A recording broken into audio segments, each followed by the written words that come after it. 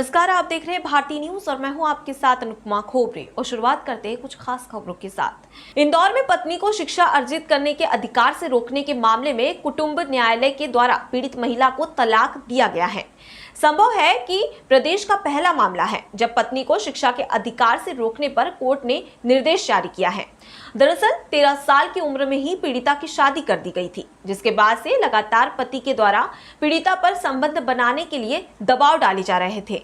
जब पीड़िता महिला वयस्क हुई तो उसने शिक्षा अर्जित करने की इच्छा ससुराल वालों के सामने जाहिर की, लेकिन ससुराल वालों ने पीड़िता को घर के काम करने के लिए दबाव डाला और उसे प्रताड़ित करने लगे। इसी से परेशान होकर 2018 में पीड़िता ने प्रताड़ना, पूर्ण दुर्व्यवहार और शिक्षा के अधिकार से वंचित करने के आधार पर तलाक की याचिका प्रस्तुत की, जिस पर इंदौर के कुटुंब न्यायालय ने पीड़ित पत्नी को तलाक दिलाया और पीड़ित महिला को 10,000 रुपए प्रतिमाह देने के निर्देश भी पति को दिए ताकि वो अपनी पढ़ाई पूरी कर सके। एक मामला आया है, रीवा जो बिहाई थी वो महिला को कोई पढ़ाई को संबंध में लेकर उन्होंने एक आवेदन किया था जिस पर आज तलाक की बात आ गई। तो क्या मामला है?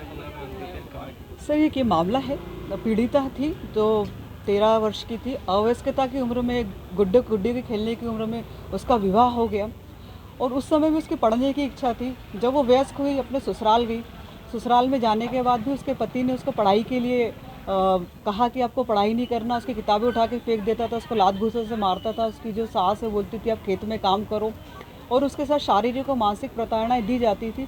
चूँकि उसकी पढ़ने की बहुत इच्छा थी, उसने अपने अत्याचारों को सहन करते हुए सभी अत्याचारों को सहन करते हुए दाम्पत्य जीवन निर्वहन करने की पूरी कोशिश की।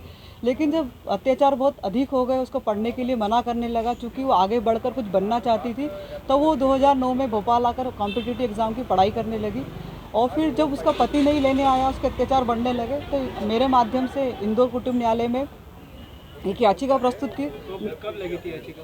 2018 में याचिका प्रस्तुत करी। माननीय न्यायालय ने पति को नोटिस देकर तलब करा और हमारे तर्कों से सहमत होकर कि पढ़ाई के लिए किसी के साथ शारीरिक और मानसिक रूप से अत्याचार नहीं किया जा सकता, पृथक्करण क्रूरता के आधार पर पीड़िता को तलाक की याचिका स्वीकृत की और न्यायालय ने पति को यह भी निर्देशित किया कि वो 10,000 रुपये प्रतिमाह पत्नी को अदा करेगा। तलाक हो चुका है इनका? जी, श्रीमती प्रवीणा व्यास मैडम ने तलाक की याचिका हमारे तर्कों से सहमत होकर स्वीकृत की है।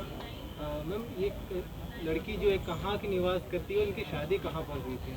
सर, वर्तमान में इंदौर में निवासरत है। जब शादी हुई थी तब इस रीवा सतना की निवासरत थी और वहीं मायका था और ससुराल भी वहीं था उसका।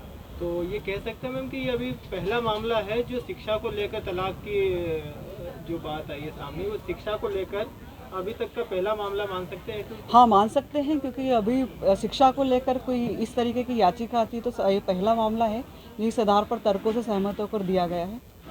अपना नाम बताइए। मैं प्रीति मेहनत, फैमिली कोर्ट अभिभाषक।